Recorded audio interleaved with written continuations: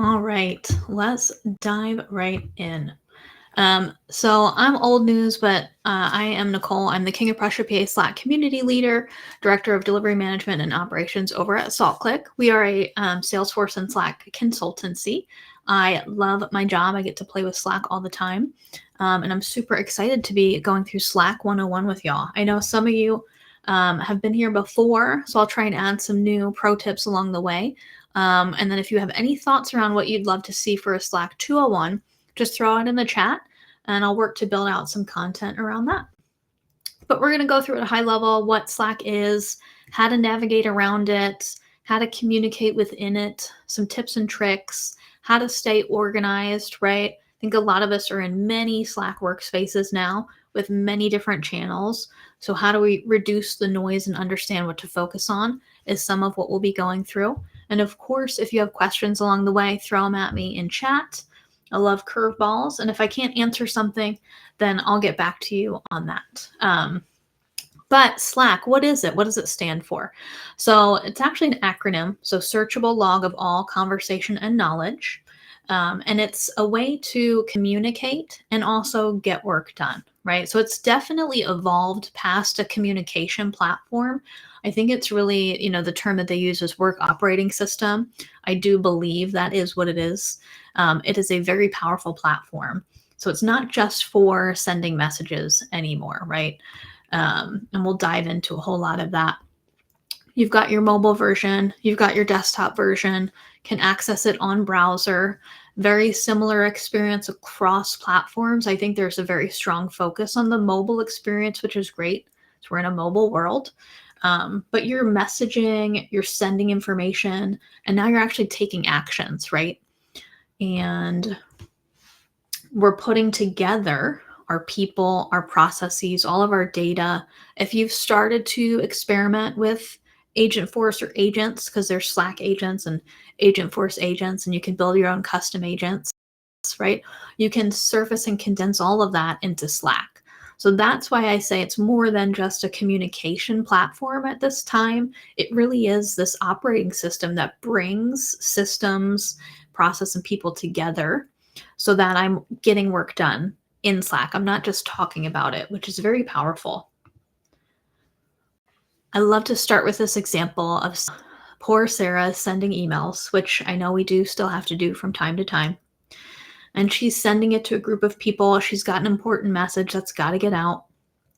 So she sends an email to Matt. Matt's going to forward it around. Pragdeep then sends it to a few people, right? And then it's just becoming this siloed web of communication. People forward or they CC, they reply all, they send direct emails around. It's very hard to navigate what you can't see, right? Information that you're not privy to, but maybe you should have been. So how do we really work to solve that communication issue? How do we get everything in one place? Slack has given us channels. So channels is a way to really bring order and clarity to that chaos. Not having to worry about, I send an email to this person, do I need to include this person? They send it to somebody else and now I'm losing part of the conversation. How do I keep track of all of that? Well, we've got channels in Slack to bring everything together. Those channels can be built around projects or topics, teams or departments. So I automatically have the right people in that channel. And then we're having conversations in that channel where everyone can see the same information. So we're all being kept up to date at the same time. So let's talk about how to navigate that. So I know what a channel is. I've got this user interface that's continuously evolving. What all is in there? Your left hand, kind of like your home base. You've got your home, you've got your DMs, you've got your activity and later that you can quickly get to. And then you've got your user menu or your profile, your little avatar down there at the bottom. It's a way to navigate to the most commonly used areas, and you can actually update that too. So you can set your own home base icons there for what you access the most. Your sidebar, you're going to get a little bit deeper into your Slack workspace. So you've got your menu at the top there. So if you're an admin, you might see more options than others. but it's your workspace menu, how I can get to, and I'll show you this in the demo environment as well, some administration areas. I might even be able to invite people from there.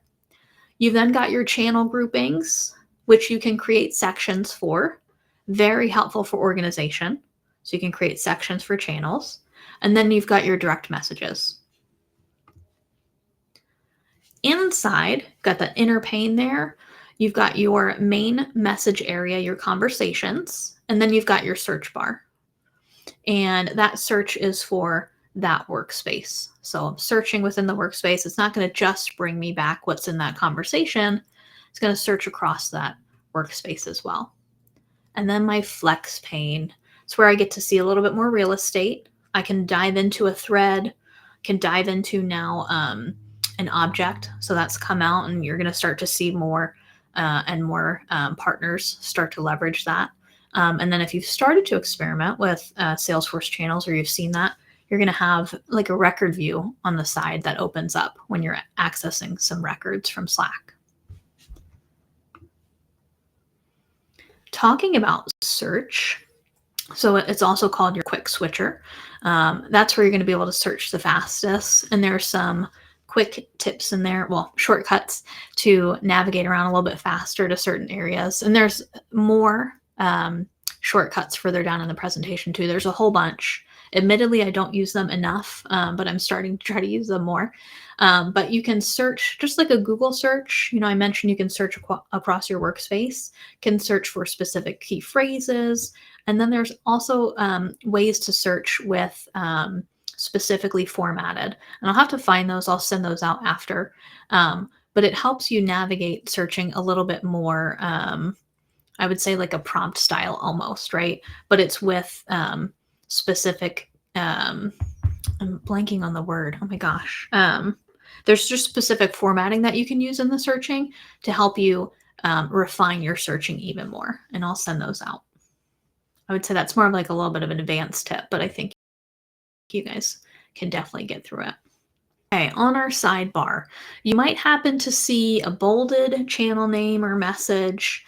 You might happen to see a red dot there, and then you might see a pencil icon. So what do those actually mean? So bolded channel name, it's really what it says right up there on the screen. There's some kind of unread activity. And then the dot next to that would be there's a specific @ mention for you, or there's an @ mention for a user group that you're part of that signifies, hey, not only is there unread activity, but it's specifically for you. And then your pencil icon means, hey, you were typing something out, you were drafting something, and you walked away. So we're just going to give you an icon that it's there for you when you can get back to it. Okay, we've talked about channels, how to navigate around Slack. Now we're going to talk about how to talk to people in Slack. So we've got different types of channels, and then we have direct messages as well. Slack is definitely channel based. So if there's something that you're going to have to talk to somebody about, relates to a project, if it relates to something other than it's a one-off conversation like a coffee chat, we want to try to find the channel that belongs in. If it really is specific, you know, chatter with somebody, how's it going? How are you? How are the kids? How's the dog?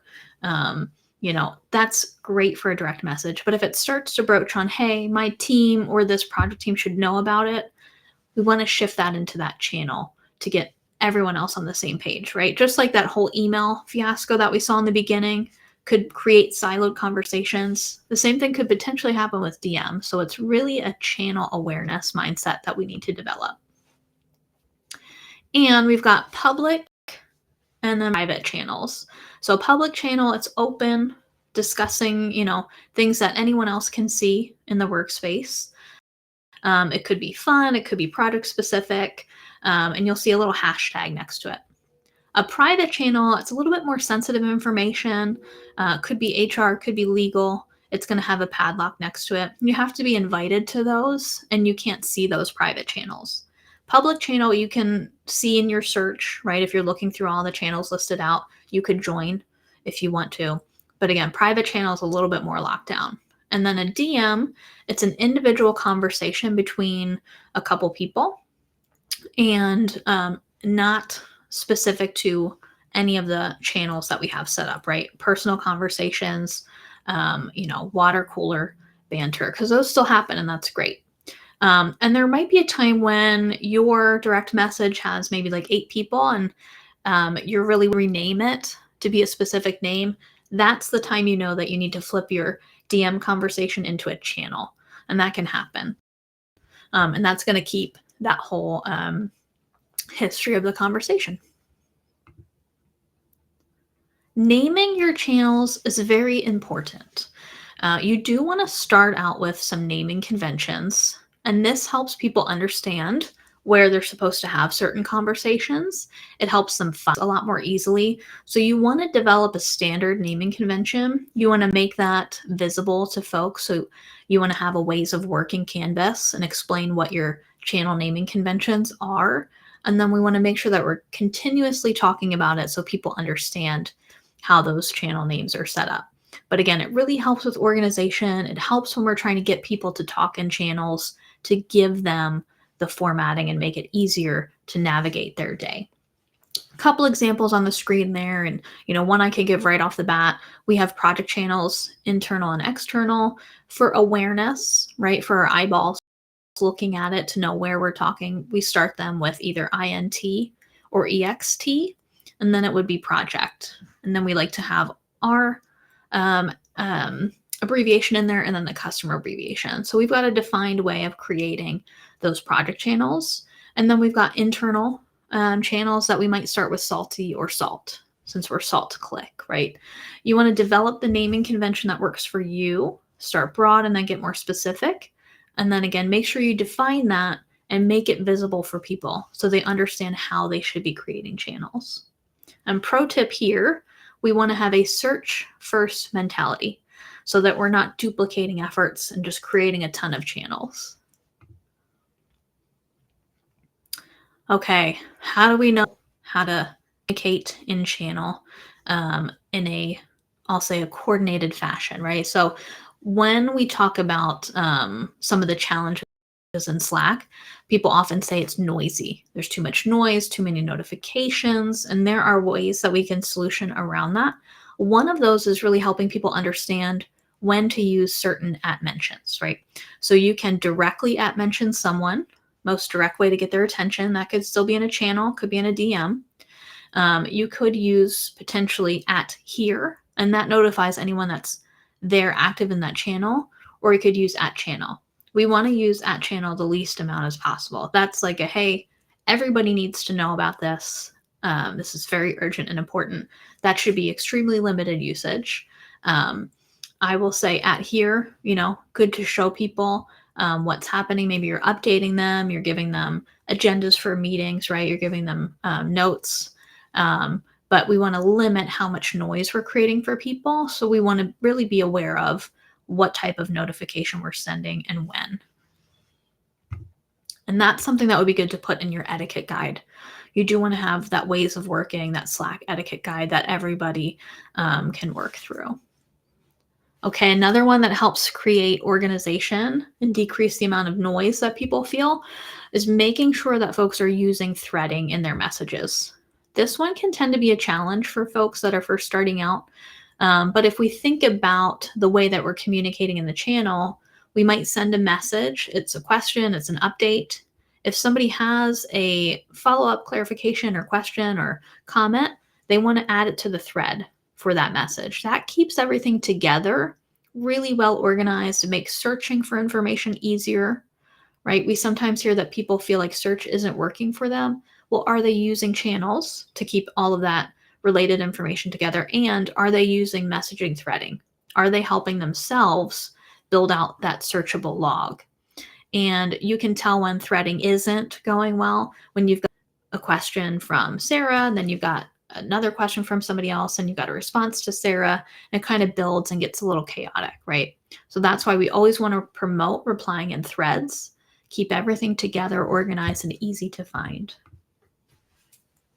This is just a wonderful illustration of the chaos that can happen if we're not using threads, right? So Richa is saying something, Josie is replying, and Tanya's saying something, Josie's replying to that. It gets noisy and chaotic. So we really want to advocate for threading.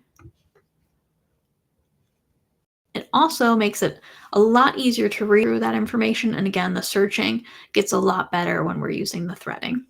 And this is just a nice example of what it looks like when you're opening in the side panel. Okay, one of my favorite things is emojis, but also custom emojis. Love to add in just a bunch of new ones. And there's a nice website for it too. I'll have to find that and send that to y'all. But emojis are a great way to quickly react to a message, right? So there might be times when you're looking at a message, you want to let someone know that you've seen it, so you throw the eyeballs down. Or you might want to let someone know that you've taken action on that thing and it's complete. Yes, Slack emoji. Ashley knows. Yes, it's Slack emoji. You might want to just let somebody know something's completed. That's a checkbox. There's a ton of other emojis that exist. And again, custom ones that you can create for custom situations. You can use them for voting. It's just a nice way not only to keep all of the reactions to a message in one place, but it can be fun too, right? It makes work a little fun, which doesn't hurt. I will say though that you want to build out a definition for some of those emojis. I like to use the example of my parents texting each other back and forth. My mom sent a long message and then my dad just replied with a thumbs up. But we probably talked for a few minutes about, well, was it a good thumbs up? Is it a sarcastic thumbs up, right? Having a definition of the emojis that you're using will help. And it will also help people feel like, there's no tone associated to what they're getting back and that they understand exactly what it means. It also helps when folks are really busy if they're just giving like a thumbs up or eyeballs. It's not that that message isn't important. It's just, hey, I'm going to react with this and I'll come back to it later. So that person feels heard and they know what's coming next, right? They know what to expect. And this is a nice example of how easy it can be to build out Emojipedia. You have your emoji, what the name of it is to help people search if they need to search for any reason, and then what it means. Again, to help them understand what it means and to set expectations for what might come next.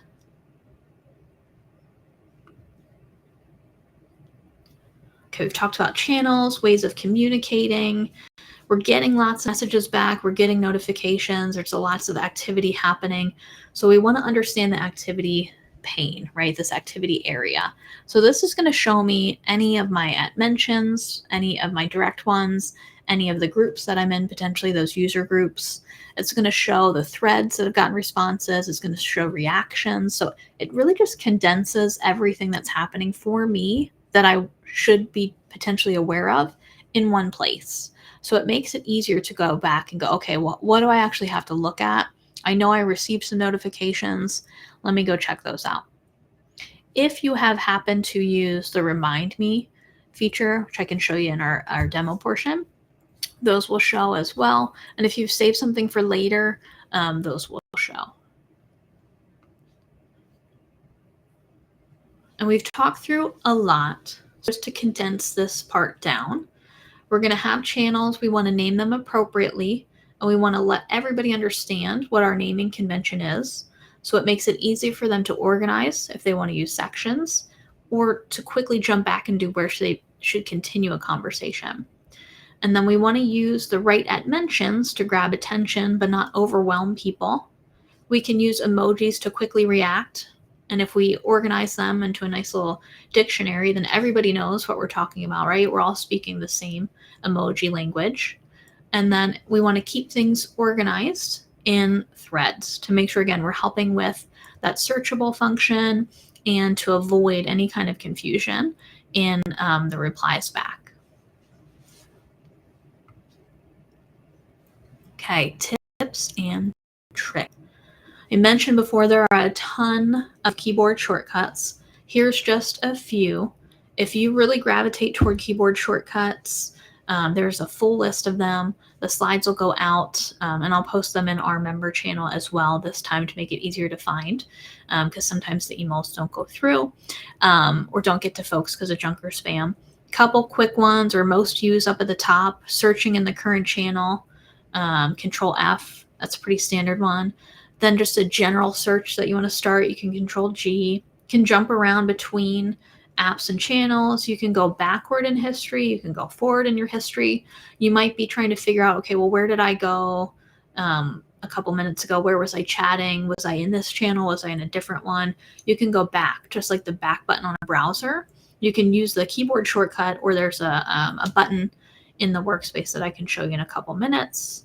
And then, of course, composing a new message. And there's a ton, again, that exist. So if you're really into keyboard shortcuts and you want to quickly get through some actions, there's a whole bunch that you can check out. We talked briefly about sections. I'll show that again too in the workspace, but it's really helpful to organize yourself around. And I mentioned before, it can feel noisy in there, and you might be in a ton of channels. You might need all of them, right? Or maybe need to do some spring cleaning. But if you create a section, you can actually close that section or condense it to move some channels out of your way. And then if you get a notification in there, or you have to go pop into one, you can open it and access that channel. So it's a nice way to clean up your sidebar, organize things further for yourself, whatever your organization style is, and then just condense when you don't need them. Speaking of loud noises, you can customize your notifications. You can set your working hours, which is very helpful. And then you can decide what type of notifications you want to get. All messages, just direct messages, really filter down to what's going to work for you and help you navigate your day. You can also set keywords. So if you're in a channel and somebody says change order or change, right, you can make sure that you're getting a notification for that. And that preceded the workflow phrasing. So that one's always been there. But if you want to know specifically if somebody has mentioned a certain thing, right, if you're responsible for resourcing and somebody says resources, you can put that keyword in there, and any of the channels that you're in that word come up, you'll get a notification. Oh, great question from Jacob. So sections, the way that I've shown them, they're personal. Now, if you're on an enterprise level grid, you can create sections that are shared across, I forget what the phrasing is. I'm going to say profile, but I think that's the wrong word. So enterprise, you have more flexibility to create sections for personas or profiles or user groups, I think they're called. All of the other workspaces, it's just a separate user setup. But great question. Okay, another tip or trick. Just because you're in a channel doesn't mean you have to stay in there forever. You're not trapped. You can join a channel, you can leave a channel, and you can mute that channel. There might be just too much going on. You want to mute it for a little bit. You can do that. And then if you don't have a need to be in a channel anymore, it's not bringing you value, you can leave it.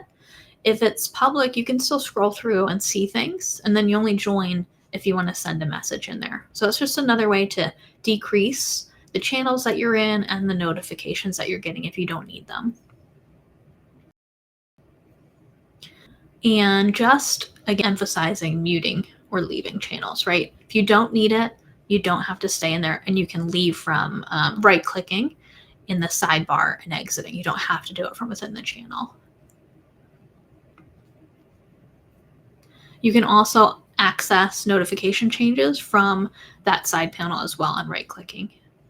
Just a couple different ways to get to the same settings. The Remind Me that I spoke about before, just an illustration of that on the screen. It's one of my favorite things. I do want to read the messages that are coming into me. Most of the time I look at all of them, unless they're in certain channels that are fun channels. But I want to look at it and triage it and decide, do I need to do something right now? Do I need to respond right now? Or can I do this later? So I can remind myself to do it an hour later, 3 hours later, tomorrow, or set a custom time. So that's something where you can, again, organize your day, and you can remind yourself to do something later. You don't have to act right now. You can also update status and pause your notifications. So if you need to be heads down working or something, and if people are talking to you, they're going to be a distraction, or maybe you know yourself and you love to chat, you can put yourself in a status where your head's down, you're working, I can't be bothered, I'm going to pause my notifications. That's something that's available to you to help protect your time. And you can schedule messages. So just like you set your working hours, other people will do the same.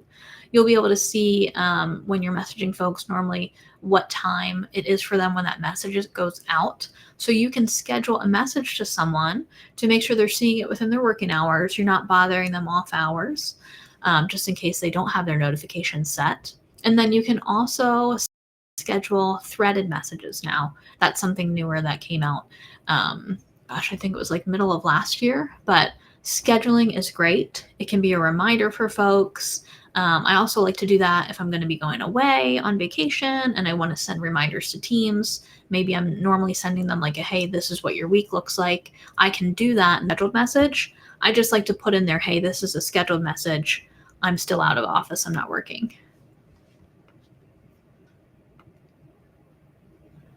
All right, and sometimes life happens. We make mistakes in the messages that we're sending. You can certainly edit the message. You'll be able to click edit and then edit whatever you need to in the message and then save. The only thing I'll throw out here is that if you did attach something to that, you can't edit the attachment. You can edit the message. So if you need to change the attachment, you'll want to delete that message and then just send again and reattach. But of course, you can copy paste the message that you sent if it's just adding a new attachment.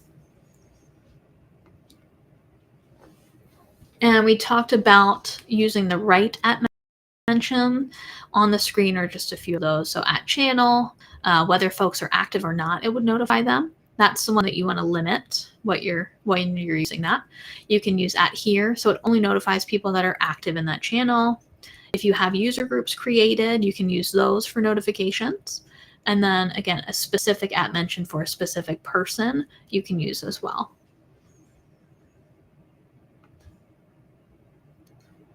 We've gone through a lot.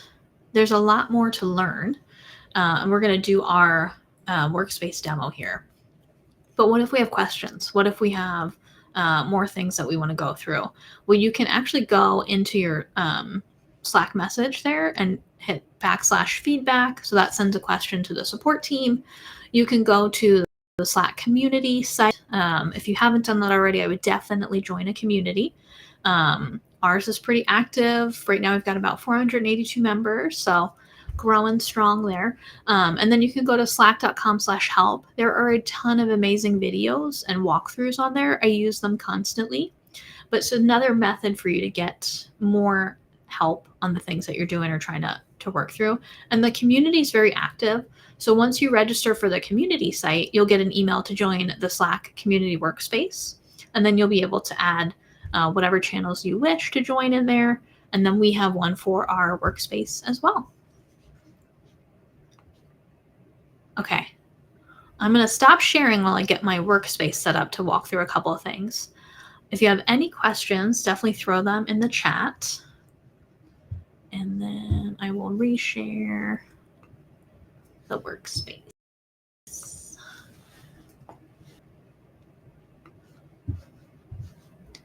Let me fix the zoom on this too.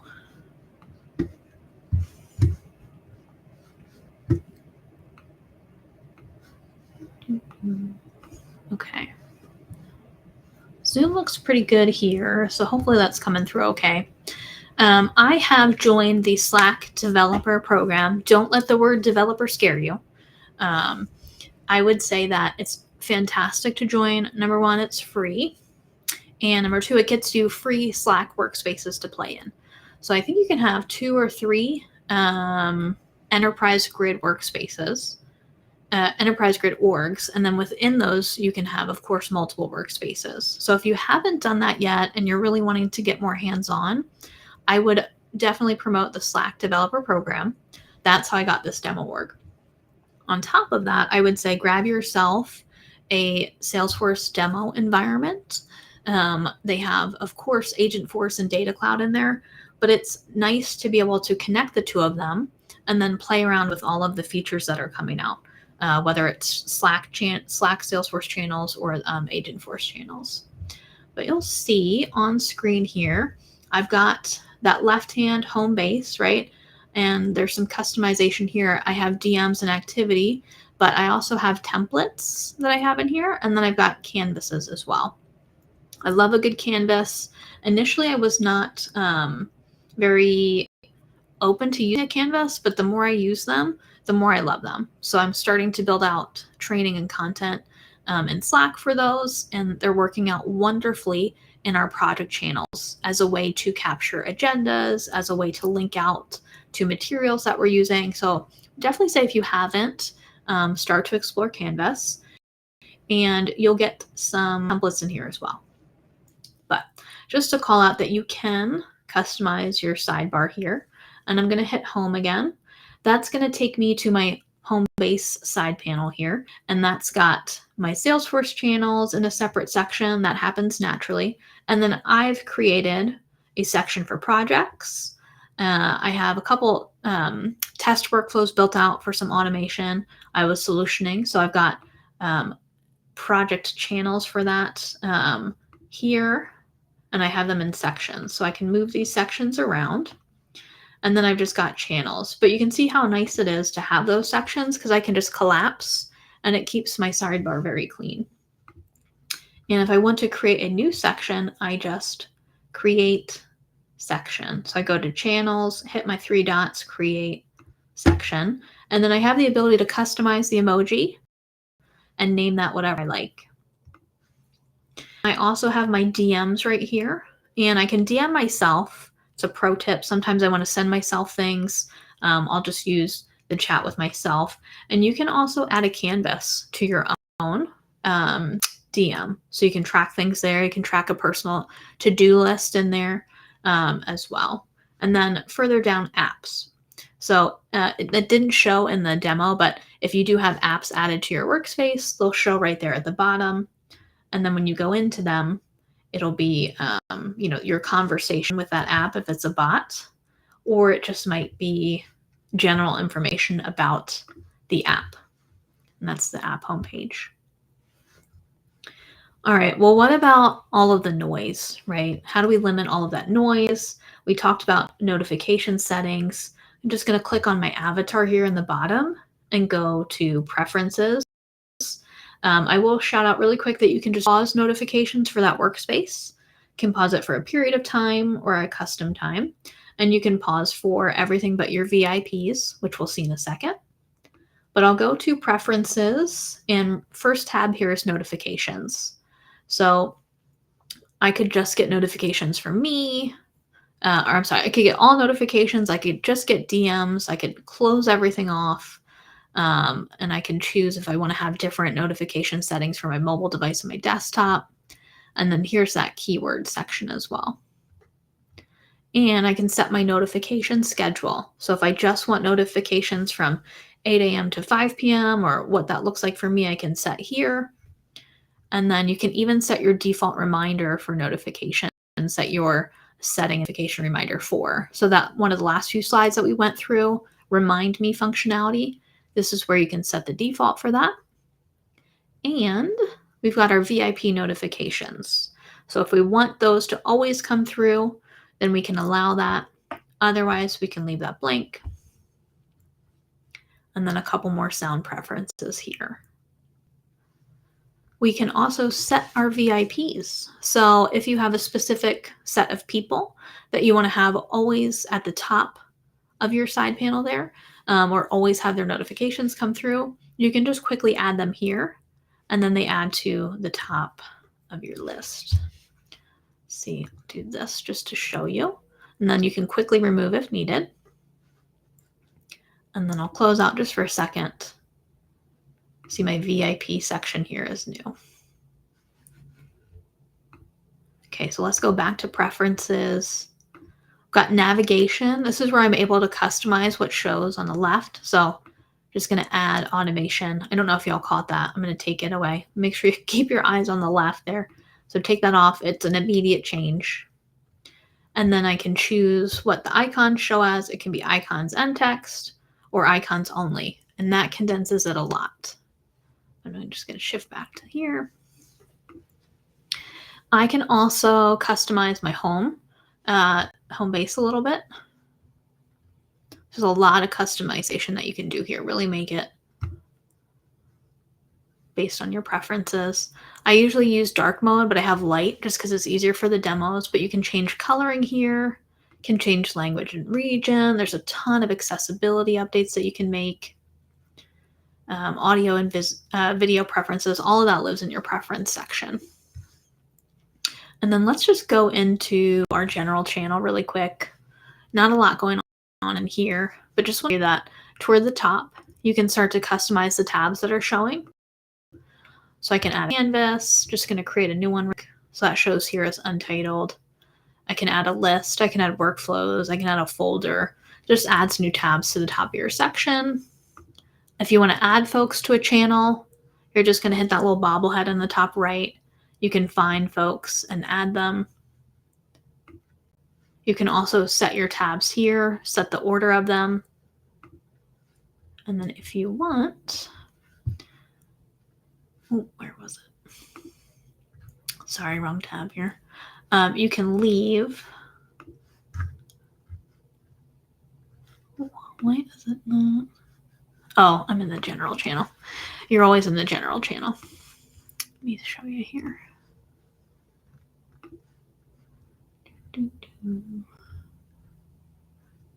So I could archive this. So you can't archive the general channel. You can't delete that one. That's a standard and it always shows. But if you ever need to, you can archive a channel or delete it. I would highly suggest archiving over deleting. Delete is if you're never going to need it. You don't want any of the content to be searchable. An archive, you'll still be able to search for content and see that information, just won't show in your active channels. Okay, we've gone over a lot of stuff.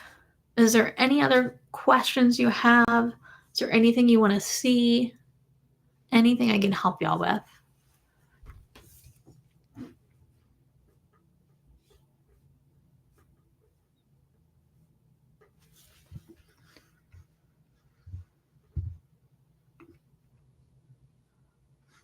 The last thing I'll show is Salesforce channels. I am a huge Disney fan, but started to play around with Salesforce channels. So that, of course, brings your Salesforce experience right into Slack and your Slack experience into Salesforce in a widget. But you'll see here, this is an account Salesforce channel. I've got my message component, that's first. And then I've got account details. And that's everything on that account record page brought into Slack. You can actually customize this layout if you want a specific details layout just for Slack. If there are any related conversations because of a related record, that'll show here. You can, of course, still create a canvas. And then you'll see any tabs that you have added as list views will show here. And then you can update some of these as well. So account team shows, it would show any information that is existing in Salesforce. And then you've got your opportunity related list for your account. And that's just showing any related opportunities. And when you click into one, it actually shows you the record detail. So that's that side pane in action here. And again, same experience. It's got all the fields that are on that record. It's just squished down into that side panel view. And you can add opportunities and other records from here. But pretty nice experience so far. And then messaging back and forth. Let's see if I'm authenticated. Yes. Okay. So this is just the account record. And then here's the Slack widget.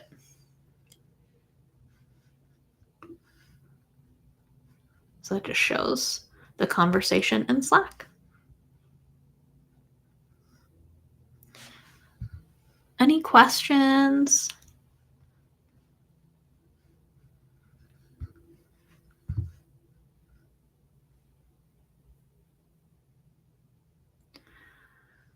Oh, what a good question, Dawn. Yes, you are in the right section for questions. Okay, so Dawn popped in with a question around different use cases for Chatter versus Slack. So I think we've heard the messaging that Chatter is going away at some point in time, but realistically, there's a ton of people using it. and we've got to give people time to migrate off of that. So I would say use cases for chatter are on that record, right? You're having updates, you're posting about what's happening. Maybe you want to mention somebody and you're going to ask them a question, right? It's that conversation around that specific record. And when we start to introduce the idea of Slack in the mix here, you can see there's a channel per record, and you're having that conversation around that record. So you could make the case that you're going to have very similar, at least foundational experiences, right? I'm having a conversation around, I'm sharing a file, it's still a work in progress. But it is, I think, in my mind, going to replace chatter.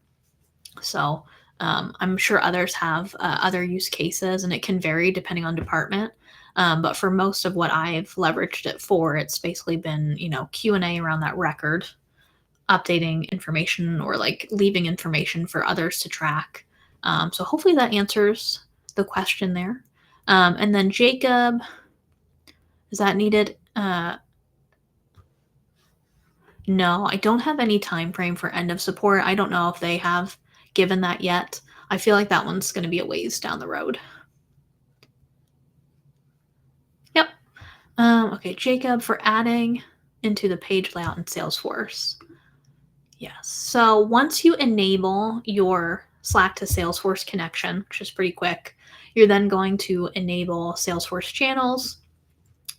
Once you enable that, I'm clicking on the wrong screen. That was great. You're just going to edit your Lightning page layout. On your left-hand panel, there's Slack as an option, and you'll just click and drag that over onto the layout. So this is just a component to add in.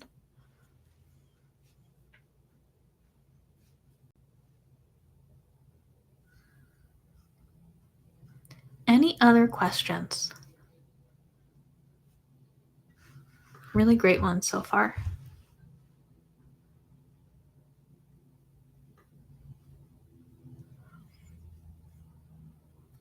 All right, well, if anything pops up, you can always find me in Slack.